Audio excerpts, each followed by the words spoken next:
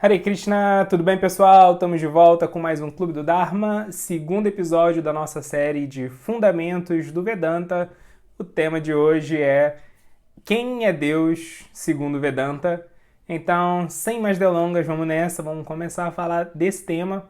Para quem não viu, o primeiro episódio dessa série, no primeiro episódio a gente deu assim, um panorama geral, histórico sobre o Vedanta, onde ele se insere dentro da tradição dos Vedas, quais eram as visões de mundo, digamos assim, que se desenvolveram paralelamente ao Vedanta, que também se baseavam nos Vedas. Então, quem não viu o primeiro episódio, é legal ver e pegar um contexto para poder ver o que a gente vai falar hoje. Mas assim, indo direto ao ponto, Deus ele é referenciado dentro da tradição do Vedanta com o nome de Ishvara. O que significa Ishvara? Qual é a etimologia dessa palavra que é usada para Deus em sânscrito? Ishvara significa o melhor dos controladores, Isha é o controlador e Vara é o melhor, Então, Ishavara ou Ishvara, o melhor dos controladores, E essa palavra, Ishvara, que se refere a Deus, ela aparece nos Vedas? Mais ou menos, Para ser honesto, no Rig Veda e no Samaveda, essa palavra ela não aparece. Não existe uma referência a Ishvara, nesses dois Vedas. No Atharva Veda, tem pouquíssimas referências. No Yajurveda, a gente já vai ver que tem referências mais constantes, a Ishvara. Mas, segundo assim, a explicação de muitos gramáticos de sânscrito, incluindo Panini, que é o gramático assim, mais clássico do sânscrito, essas referências a Ishvara que existe no Yajurveda, elas não se referem a Deus.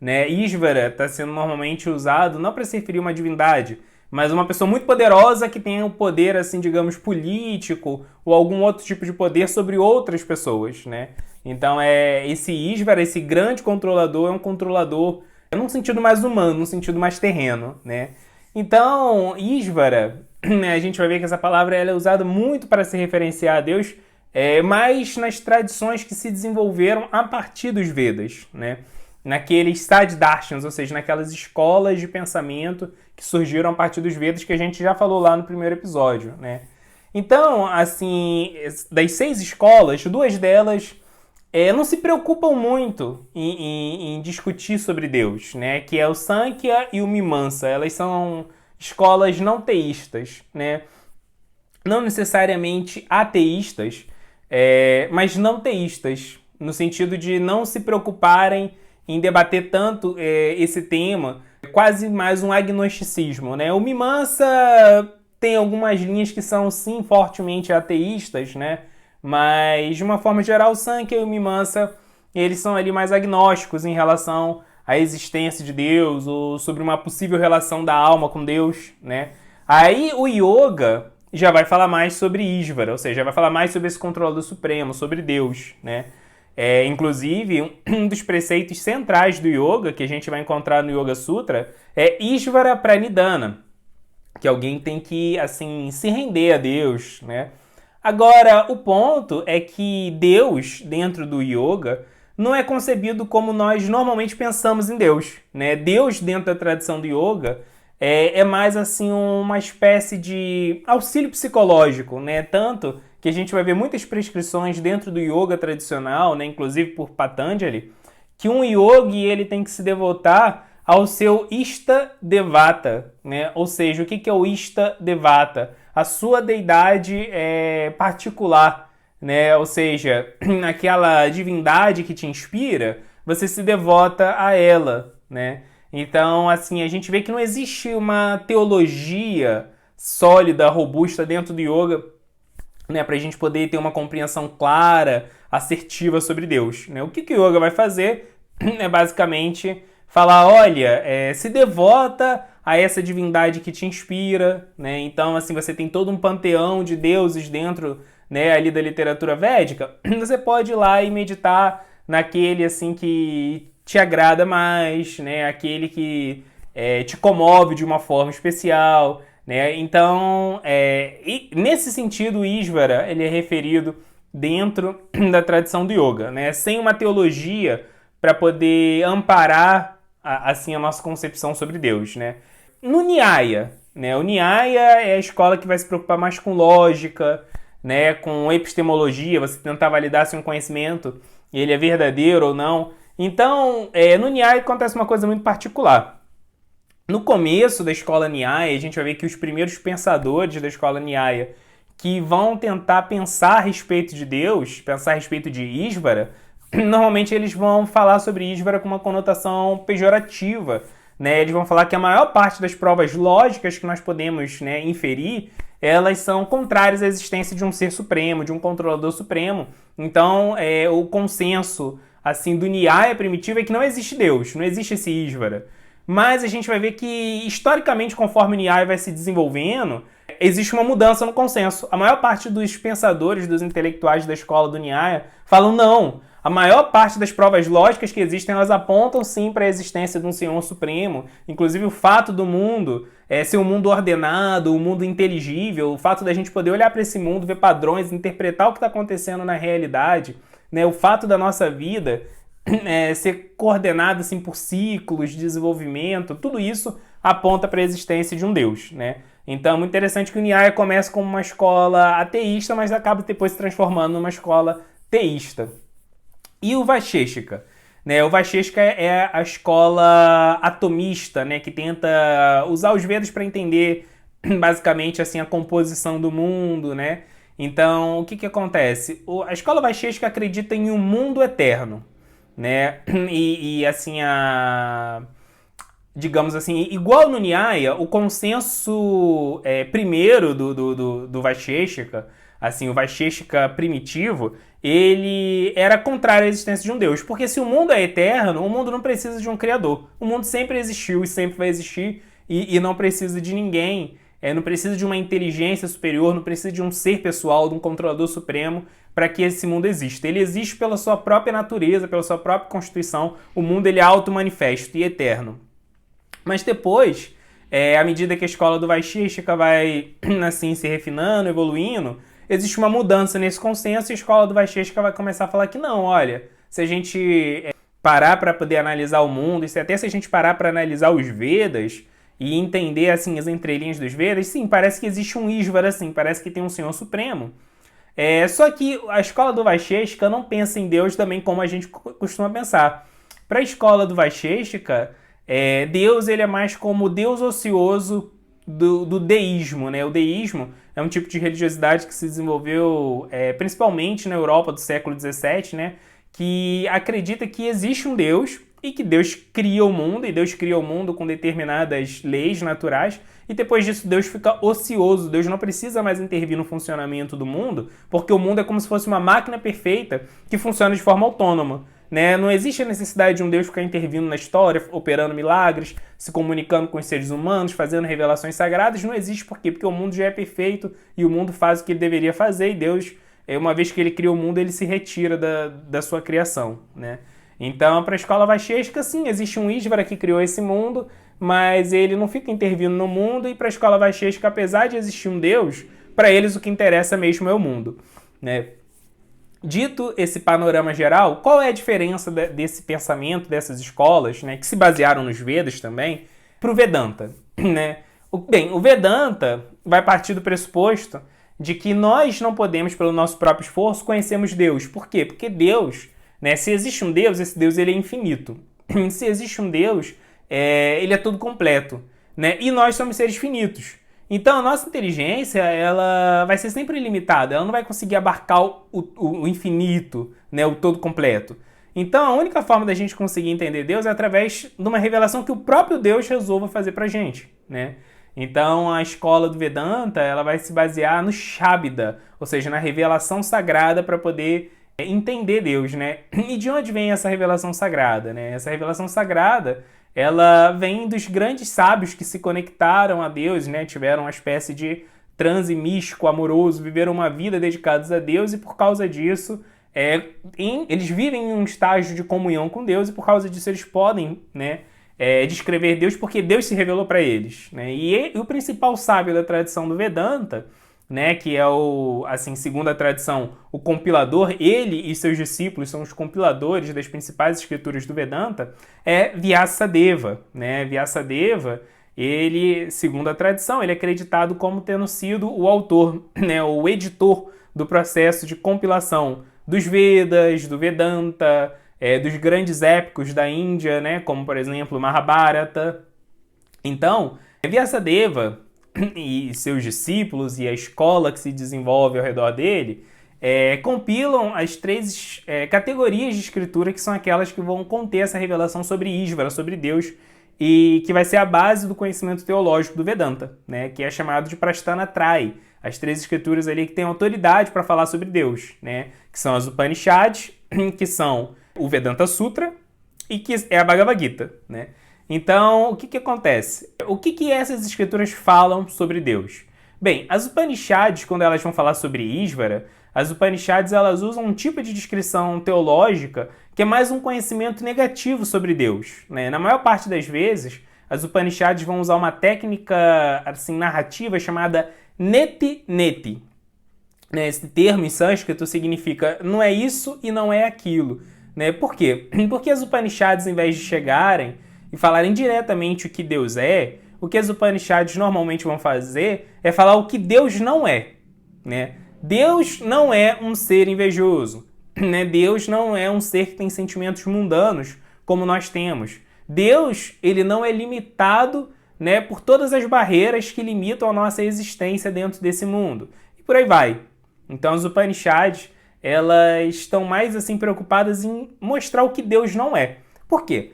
Porque alguém pode ter uma concepção muito material a respeito de Deus, uma concepção muito mundana, uma concepção enviesada pelas suas próprias experiências, uma concepção, digamos assim, torta mesmo, né, sobre Deus, no sentido de que a pessoa ela vai projetar as suas próprias expectativas, né, sobre Deus a partir das suas experiências dentro desse mundo, e o que vai acontecer é que ele vai tentar projetar em Deus uma psicologia naturalmente humana.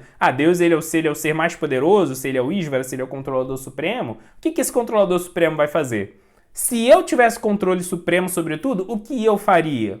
Né? A gente vê bem essa questão naquele filme clássico, muito bom, do século passado, que é o Todo-Poderoso. Quer dizer, eu não sei se é do século passado, mas já tem um tempo.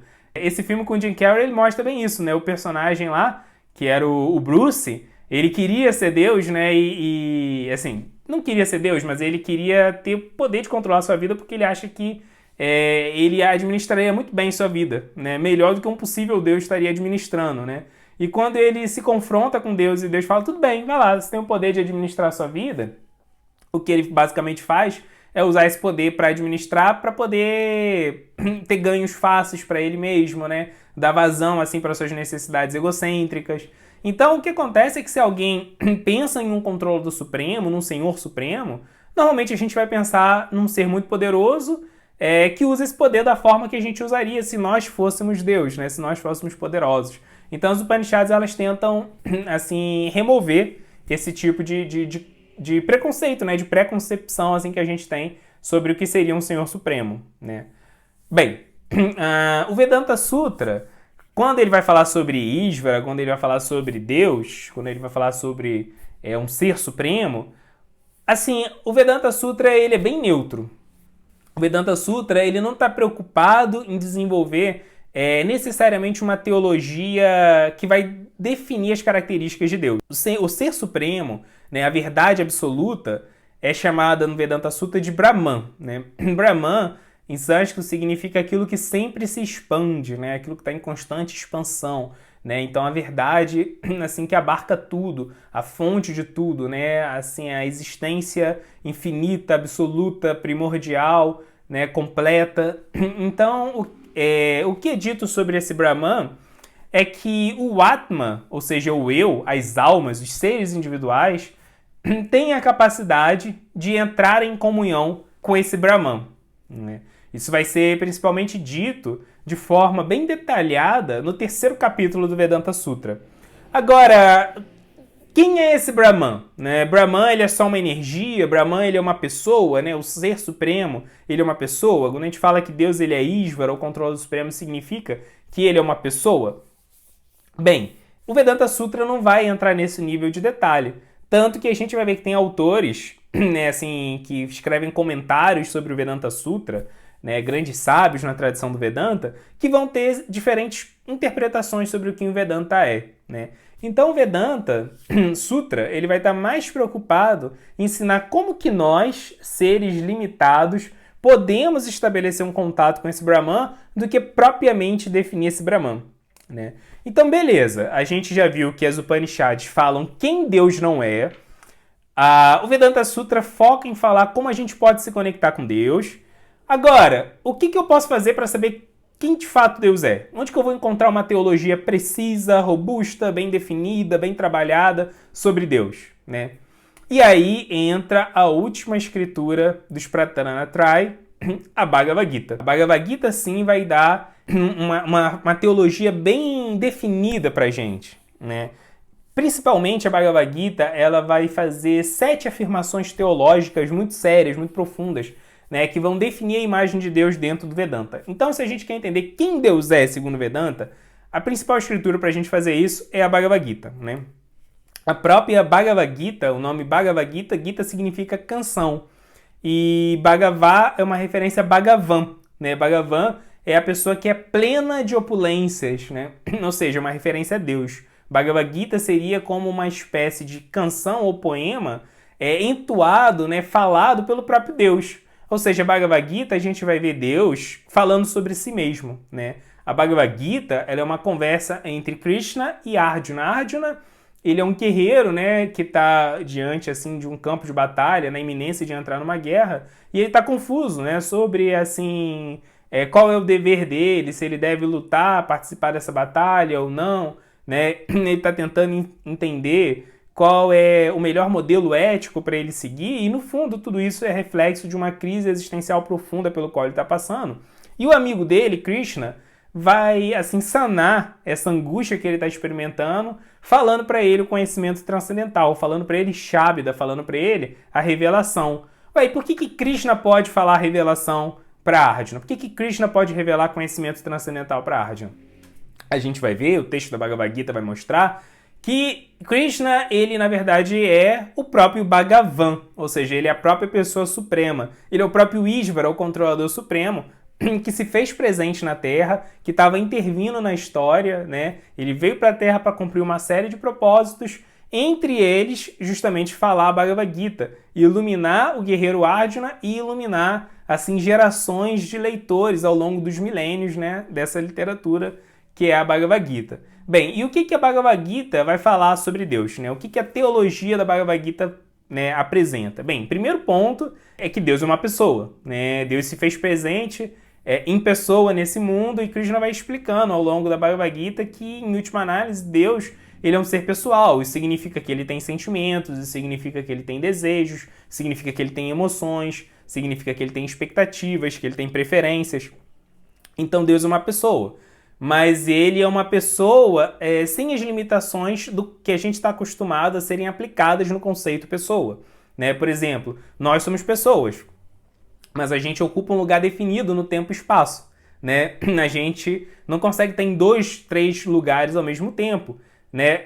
Da mesma forma, se a gente está agora em um determinado local, por exemplo, eu estou aqui na cadeira aqui no meu escritório, mas isso não significa que há meia hora atrás eu estava aqui, nem que daqui a meia hora eu vou estar aqui, né? Nós não ocupamos mais de um lugar ao mesmo tempo, e a gente não consegue também, além da gente não ter essa capacidade, né, de onipresença, a gente também não tem onisciência, nosso conhecimento é muito limitado, a gente não sabe o que está passando na cabeça de outras pessoas, a gente não conhece tudo, mas, né, Deus, ele é uma pessoa, mas ele é uma pessoa sem essas limitações que normalmente a gente concebe em uma pessoa, em um ser pessoal, né?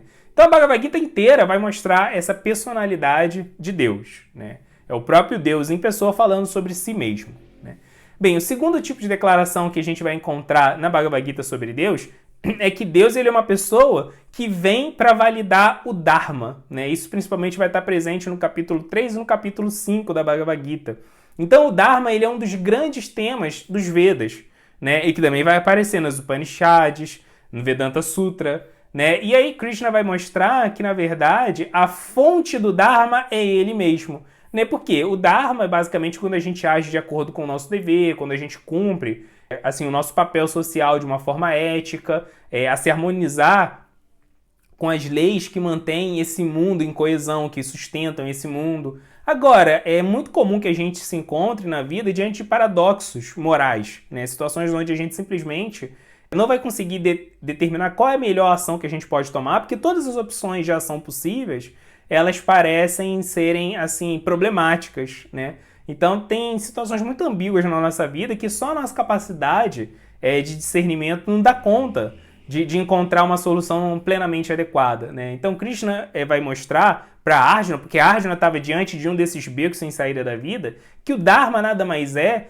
do que a manifestação nesse mundo do desejo de Deus, né? Às vezes, para você tomar uma determinada ação, assim, como Krishna mesmo vai falar, todo fogo tem uma fumaça, né? Então, mesmo uma ação que ela é uma boa ação, ela pode gerar algum desconforto, pode gerar algum tipo de problema nesse mundo, né? Por exemplo, às vezes você tem que falar a verdade, mas a verdade vai incomodar alguém, vai magoar alguém, mas assim, a verdade ela precisa ser dita, né? Com tato, com educação, com cuidado, mas mesmo que você tome todas assim, essas precauções, que você tenha muita cautela, muitas vezes falar a verdade vai machucar alguém, né? Bem, Krishna fala que ele é a fonte do Dharma, né? O Dharma é o desejo de Deus manifesto nesse mundo. Então, se alguém segue o Dharma, se alguém cumpre o desejo de Deus, a ação dessa pessoa é pura, mesmo que tenha problemas nesse mundo, né? Voltando à analogia que o próprio Krishna usa, né? Onde tem fogo, tem fumaça, o fogo ele é muito útil. Por quê? Porque a gente usa o fogo para cozinhar, a gente usa o fogo para se aquecer, para iluminar. A gente não conseguiria viver sem o fogo, não conseguiríamos ter uma vida, uma sociedade civilizada sem o fogo. Ainda assim, o fogo gera um incômodo, que é a fumaça, né? Então, Krishna ele mostra que a fonte do Dharma é ele mesmo. Sabe o Dharma, aquele grande tema nos Vedas? Então, eu sou a fonte do Dharma. O Dharma só faz sentido se existir uma pessoa de quem o Dharma emana, né? Então, Krishna está falando, olha, apesar dos Vedas não falarem explicitamente sobre mim, sobre o Ísvara, o controlador supremo, os Vedas estavam o tempo todo falando sobre mim, porque os Vedas estavam o tempo todo falando sobre Dharma, e Dharma não faz sentido se não existe um Ísvara, um controlador supremo por trás desse Dharma. Então essa é a segunda grande afirmação teológica da Bhagavad Gita. Também, né, já tinha falado que é aquele que ele valida o Dharma, né? Então ele vai mostrar que ele é aquele que valida também o conhecimento, como isso vai aparecer, né, no capítulo 4 da Bhagavad Gita. Ele é aquele que valida a meditação, isso vai estar presente no capítulo 6 da Bhagavad Gita, e ele é aquele que valida a devoção, né, como vai ser dito do capítulo 7 ao capítulo 12 da Bhagavad Gita. Então essas 4 formas eram as principais 4 formas de um yogi agir dentro da cultura védica, né? Através do Dharma, através do conhecimento, através da meditação, através da devoção, né? Todas as formas que alguém poderia ter de se elevar espiritualmente eram por esses 4 caminhos, e Krishna vai mostrar que todos eles dependem dele, né? Então, a gente pode dizer que isso é uma continuação do ponto que a gente falou antes, né? Krishna ele não só valida o Dharma, como ele valida esses outros itens, né? Então essa é uma outra, assim, essa é uma afirmação teológica muito forte da Bhagavad Gita. A próxima afirmação teológica é que Krishna vai falar que ele é a fonte de tudo, Deus é a fonte de tudo.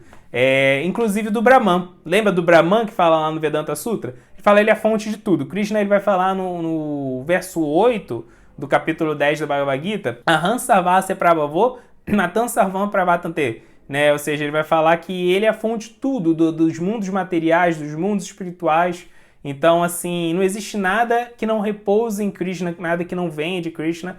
Toda a existência material que é descrita nos Vedas, toda a existência espiritual que é descrita nas Upanishads, no Vedanta Sutra, depende de Deus, né? Então, Deus ele é uma pessoa que é a fonte de tudo.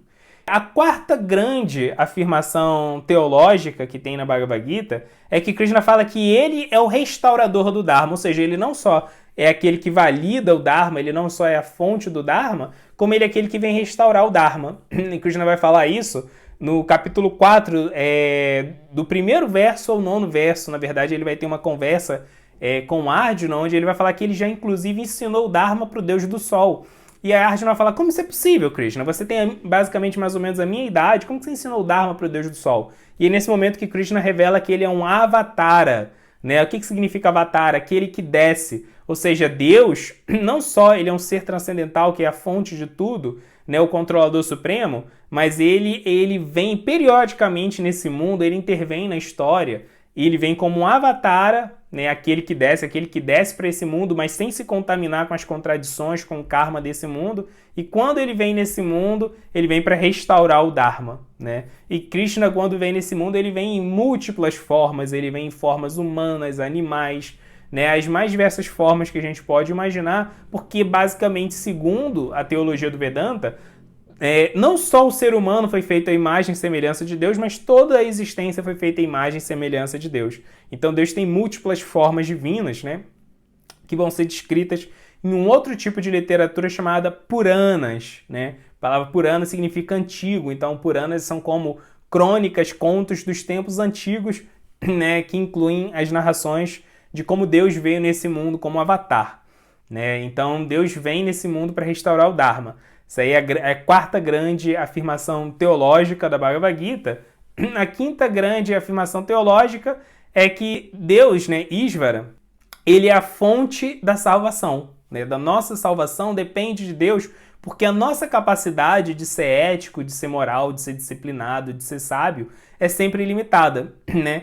Então o karma, e a gente vai ter um episódio só sobre o karma, o que é o karma dentro do Vedanta, mais pra frente, mas o nosso karma, ele é fruto do nosso egoísmo, né?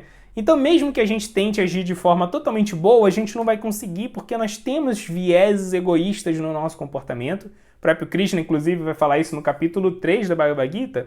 Então, a gente não tem como produzir a nossa própria salvação do karma, né? A fonte da nossa salvação do karma tem que ser alguém que é totalmente isento do karma e alguém que está acima do karma. E para estar acima do karma, essa pessoa precisa estar acima das leis da natureza. Ou seja, uma posição que só Deus pode ocupar. Por isso Krishna fala no capítulo 18 da Bhagavad Gita, o último capítulo, um verso muito famoso, que é o verso 66 desse capítulo, que Krishna diz: Sarva Dharma Parityaja Mamekam Sharanam Vraja.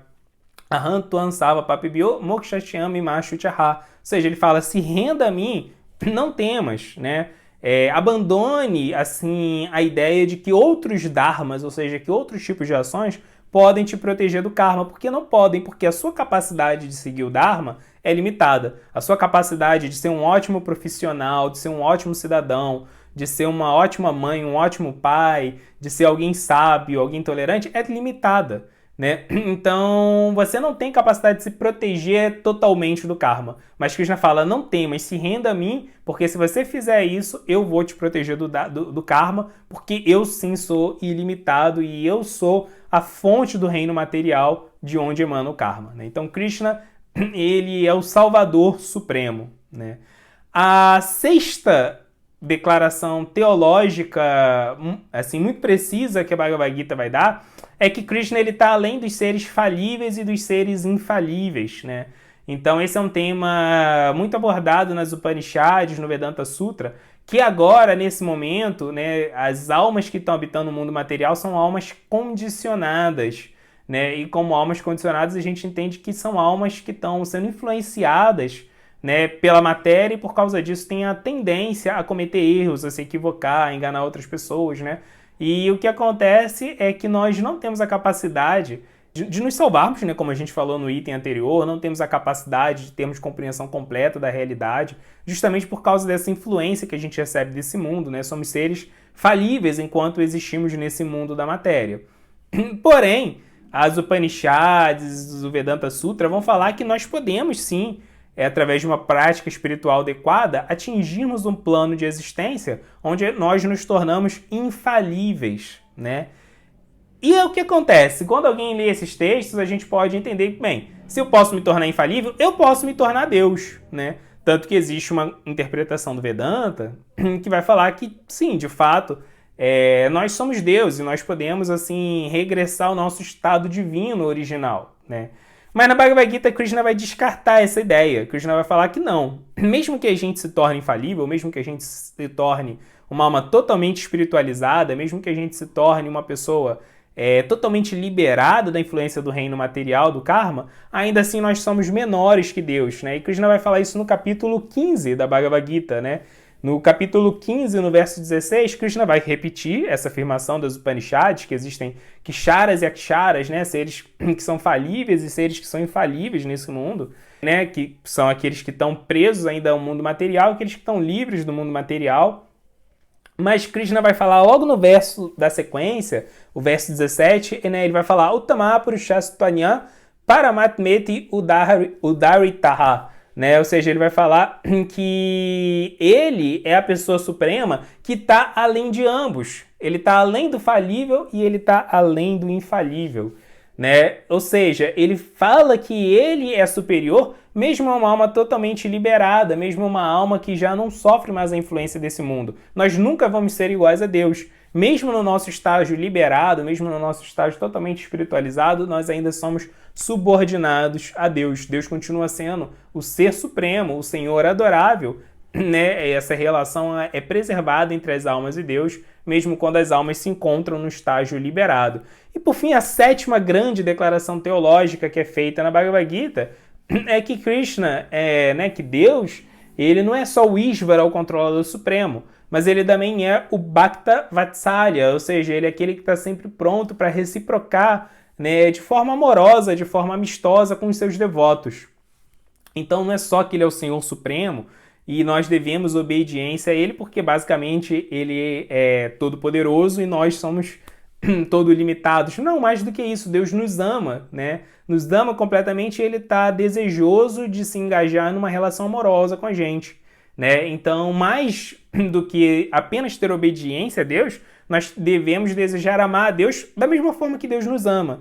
E Deus, ele vai falar, o próprio Krishna vai falar no capítulo 12 da Bhagavad Gita, que uma alma que age de forma pura, né, é muito querida a ele. Naturalmente, todos os seres são queridos a Krishna, por quê? Porque se Krishna é a fonte de todos os seres que existem, né, ele vai amar todos da mesma forma que um pai e uma mãe amam todos os seus filhos, né, mesmo aquele que esteja agindo de forma errada. Mas Krishna vai falar que ele tem assim um carinho especial para aquelas pessoas que são equânimes, né, que tratam os outros bem, que tratam os outros, né, como gostariam de ser tratados. Aquela pessoa que é tolerante, que é pacífica, que é honesta, que é amorosa, que é piedosa, né, que está ali se sacrificando em prol do bem comum. Essa pessoa, né, que é uma pessoa devotada, uma pessoa que está se esforçando, está dando o seu melhor para ser assim, a melhor versão possível de si mesmo, né, para ser mais pura possível que ela possa ser, Krishna fala, essa pessoa me é muito querida. E Krishna repete essa afirmação que um bhakta, um verdadeiro devoto, é muito querido para ele, muitas vezes. Na verdade, Krishna vai repetir isso do verso 13 ao verso 20 desse capítulo 12, né? Então Krishna várias vezes repete, né? Um bhakta, um devoto de verdade, ele tem essa característica e tal pessoa é muito querida a mim, né? Ou seja, a Bhagavad Gita, ela mais do que mostrar quem Deus é, mais do que fazer uma teologia que apresente para nós quem Deus a Bhagavad Gita ela está muito preocupada em estabelecer uma teologia de como nós podemos conhecer a Deus, servi-lo e amá-lo, né? E de fato experimentarmos o amor que Deus já sente por nós, né? Então, Krishna, né, o próprio nome Krishna, ele é traduzido também, né, assim, de forma até poética, como todo atrativo, né? Então, todo atrativo significa que Deus, ele de fato pode atrair a todas as almas. Por quê? Porque ele ama todas as almas, né? E se ele é todo completo, ele tem a capacidade de satisfazer todas as nossas expectativas, de amar a gente da forma que nós esperamos ser amados, né? Então, basicamente a Bhagavad Gita vai apresentar não só um conceito claro a respeito de Deus, mas vai apresentar um outro conceito muito importante que é Bhakti, o serviço devocional, a forma da gente se conectar a Deus, né? Que é através de servir a Deus, mas não só servir a Deus buscando uma recompensa futura depois da morte, ou só servir a Deus por temor, mas basicamente servir a Deus por amor, né? Então, essa é uma visão de quem Deus é, segundo o Vedanta.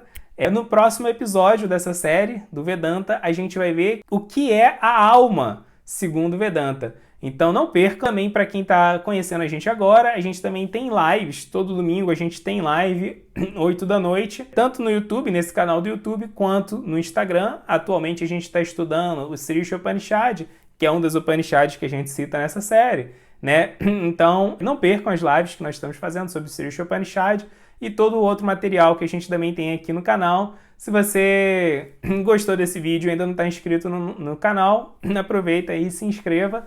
Tá bom, pessoal? Então é isso, mais uma vez, muito obrigado. Hare Krishna!